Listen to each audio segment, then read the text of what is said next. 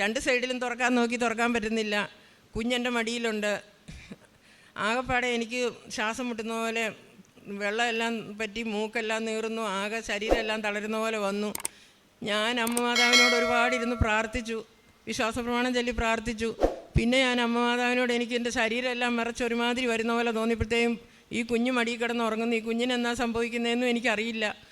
അപ്പോൾ അമ്മ മാതാവേ, ഞാൻ സാക്ഷ്യം പറഞ്ഞോളാവേ, എൻ്റെ കുഞ്ഞ് എത്രയും വേഗം, മോൾ എത്രയും വേഗം സ്ഥലത്തെത്തണേ എന്ന് പ്രാർത്ഥിച്ചു. ആ നിമിഷം തന്നെ മോള് ഓടിപ്പാഞ്ഞ് വരുന്നുണ്ട്.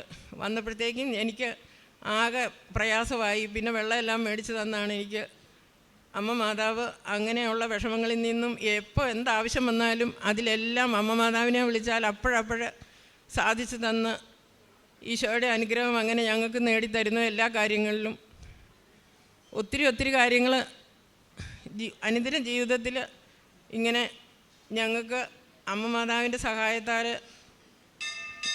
നന്നായി എല്ലാ കാര്യങ്ങളും മുമ്പോട്ട് കൊണ്ടുപോകാൻ സാധിക്കുന്നതെല്ലാം അമ്മ മാതാവിൻ്റെ സഹായമാണ്.